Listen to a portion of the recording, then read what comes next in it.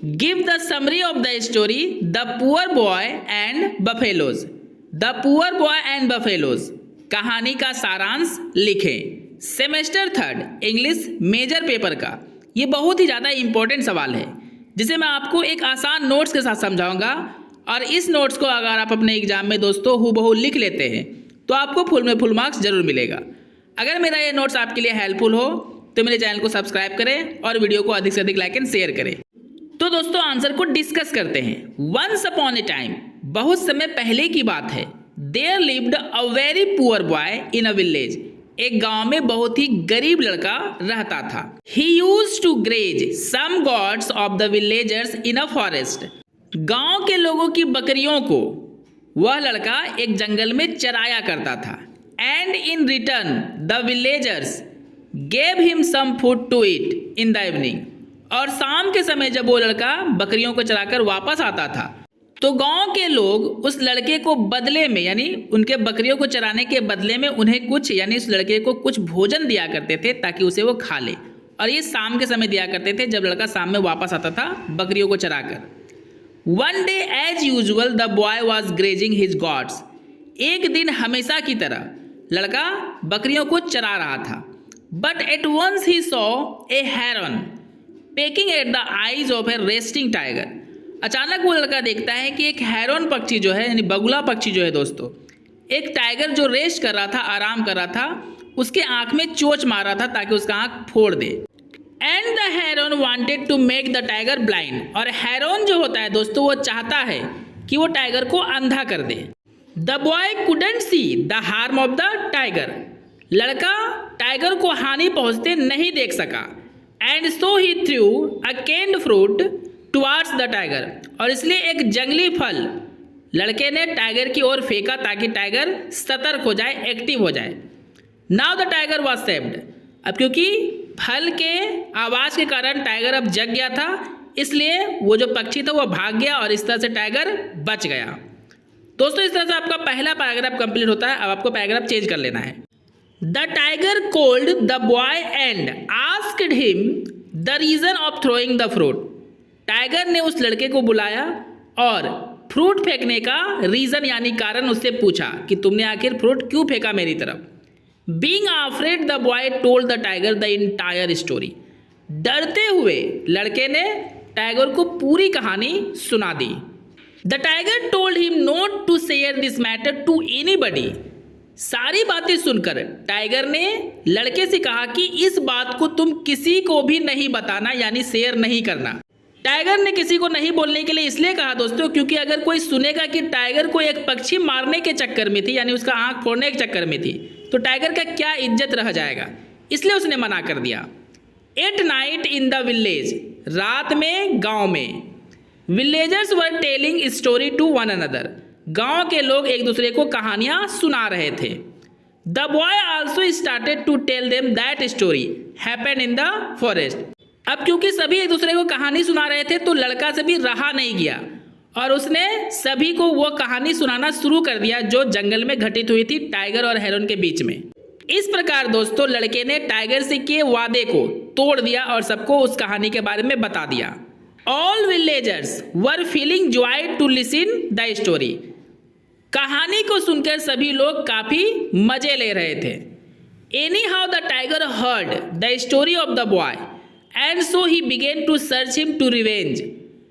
किसी तरह टाइगर को लड़के के उस कहानी के बारे में पता चल गया और टाइगर लड़का को खोजने लगा कि हम उसे बदला लेंगे, उसने वादा तोड़ दिया है। While the boy would be slept at night. और उससे बदला कब लेगा टाइगर दोस्तों कि जब लड़का रात में सो जाएगा तो रात के समय टाइगर आएगा और उस लड़के से बदला लेगा कि उसने उसका इंसल्ट कर दिया कहानी को शेयर करके सभी को। The boy climbed up a near by tree and saved himself from the anger of the tiger. दोस्तों अब लड़का समझ चुका था कि टाइगर उसे छोड़ेगा नहीं, इसलिए टाइगर के गुस्से से बचने के लिए लड़का पास के ही एक पेड़ के ऊपर चढ़ जाता है और वहीं पर रात बिताता है ताकि टाइगर उसे वहां ढूंढ ना सके और वह बचा रहे। दोस्तों आपको पैराग्राफ फिर से चेंज कर लेना है। Now the boy climbed up the tree daily. अब लड़का जो है दोस्तों दिन भर बकरी चराने के बाद रात होते ही उसी पेड़ पर रोज रोज चढ़ जाया करता है और पूरा रात वहीं बिताता है। Under the tree wild buffaloes gather and rest. उस पेड़ के नीचे बहुत सारे जंगली भैंसे आते हैं और वहीं पे इकट्ठा होते हैं और उसी पेड़ के नीचे आराम भी किया करते थे। In the morning, when all the buffaloes were gone, the boy got down from the tree and went to a safe place where he enjoyed a lot and eat some forest fruits. सुबह जब होता है तो सारे buffalo जो होते हैं वो जंगल चले जाते हैं। तब लड़का पेड़ से नीचे उतरता है और किसी सुरक्षित स्थान पर चला जाता है और वहाँ बहुत ज़्यादा मस्ती करता है और कुछ जंगली फल खाकर अपना गुजारा करता है। The boy was enjoying his life, hiding himself from the tiger. खुद को टाइगर की नज़रों से छिपाकर लड़का अपने जीवन का बहुत ज़्यादा आनंद ले रहा था। The boy used to clean the place where the buffaloes used to sit and rest. लड़का में दोस्तों एक अच्छी आदत क्या थी कि जहाँ पे वे जंगली भैंसे बैठ के आराम किया करते थे उसे वो साफ सुथरा कर दिया करता था। यह उसकी डेली आदत बन चुकी थी। To see clean place, the buffaloes became curious to know its reality. साफ सुथरा जगह को देखकर जितने जंगली भैंसे थे वे उत्सुक हो गए सच्चाई को जानने के लिए कि आखिर कौन है जो हमारे इस जगह को इतना साफ सुथरा रखता है। And so one day a buffalo hid himself nearby. इसलिए एक दिन क्या होता है, सभी जंगली भैंसे चले जाते हैं जंगल और एक जंगली भैंसा वहीं पे छिप जाता है बगल में ही, ताकि उसे पता चले कि आखिर साफ सफाई करता कौन है। The boy thought that all buffaloes were gone. लड़का ने सोचा कि सभी भैंसे चले गए हमेशा की तरह। He came down from the tree and as usual he clean the place and eat fruits. वह पेड़ से नीचे उतरा और हमेशा की तरह जगह को साफ किया और कुछ फल खाए। The buffalo went to him and told him that you don't worry, I will not harm you. दोस्तों जो एक बफेलो छिपा हुआ था वो बाहर आया, लड़का के पास गया और उससे बोला कि तुम डरो मत, मैं तुम्हें कोई नुकसान नहीं पहुंचाऊंगा। क्योंकि बफेलो को देखकर लड़का डर चुका था, इसलिए उसे आश्वासन दिया बफेलो कि तुम डरो मत, मैं तुम्हें हार्म नहीं पहुंचाऊंगा। दोस्तों आपको पैराग्राफ फिर से चेंज कर लेना है। Now the boy began to live with the buffaloes and began to drink their milk. अब जो है लड़का बफेलो का दोस्त बन चुका था और उन्हीं के साथ रहने लगा और उनका दूध भी पीने लगा। The boy become healthy and strong very soon.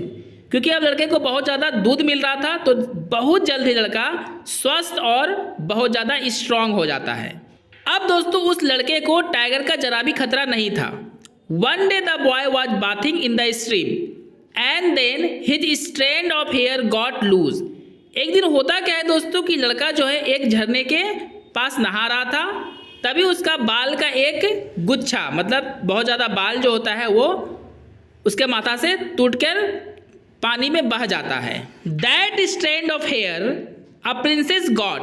वह बालों का जो गुच्छा था जो लड़के के माथे से टूट के गिरा था एक राजकुमारी को मिल गया। And she felt that this hair must be a very healthy and strong young man.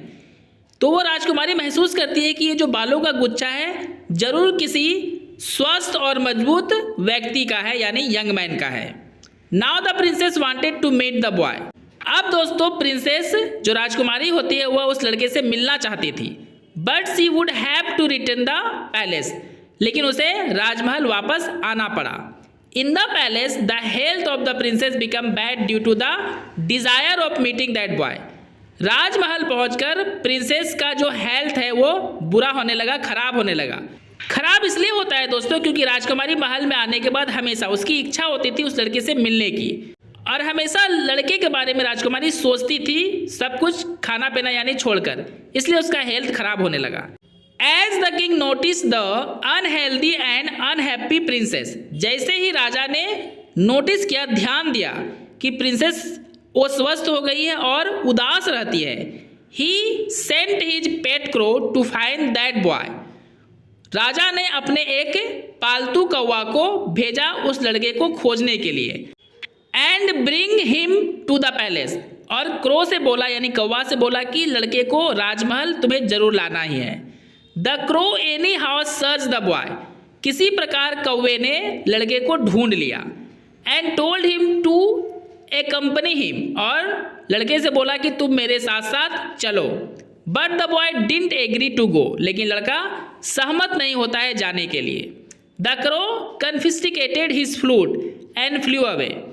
तब क्रो क्या करता है दोस्तों, लड़का के पास एक बांसुरी था, उसे चुरा लेता है और वहाँ से लेके उड़ जाता है। The boy so the crow running his flute away. लड़का जो है दोस्तों कौवा को उसकी बांसुरी लेकर भागते हुए देख लेता है। ही also followed the crow and reached the palace. तो लड़का भी कौवा का पीछा करते करते राजमहल पहुंच गया, क्योंकि कौवा राजमहल ही आया था और कौवा तो ये चाहता ही था कि लड़का उसका पीछा करे। The boy complaint the king for his flute bag. लड़का जाके राजा से शिकायत करता है कि वो उसका बांसुरी उसे वापस दिलवा दे। The king agreed to return his flute. राजा सहमत हो गया कि ठीक है मैं तुम्हारा फ्लूट तुम्हें वापस दे दूंगा, बट इन अ कंडीशन, लेकिन एक शर्त पर। वो शर्त क्या है दोस्तों, that he will have to marry with the princess, कि तुम्हें मेरी बेटी जो राजकुमारी है उससे शादी करना पड़ेगा। यही एक कंडीशन था, यही एक शर्त था राजा का। The boy got ready and married with the princess. तो ये शर्त बहुत ही आसान सा और बहुत ही प्यारा सा शर्त था, इसलिए राजा के शर्त को मानने के लिए लड़का तैयार हो गया और प्रिंसेस से शादी कर लिया। ना बोथ लिव्ड हैप्पीली टुगेदर। अब दोनों यानी लड़का और राजकुमारी साथ साथ खुश रहने लगे। And all the wild buffaloes became the time animals of the boy. और सभी जितने जंगली बफेलोज थे, भैंसे थे, सभी उस लड़का का पालतू जानवर बनकर उसी के पास रहने लगे। दोस्तों कहानी अगर आपको समझ में आ गया हो तो कमेंट करके जरूर बताएं, और आपको आपके कोर्स का सारा नोट्स चाहिए तो सब्सक्राइब करके जुड़ जाए मेरे चैनल के साथ। वीडियो को अधिक से अधिक लाइक करें और शेयर करके दूसरों की भी हेल्प करें।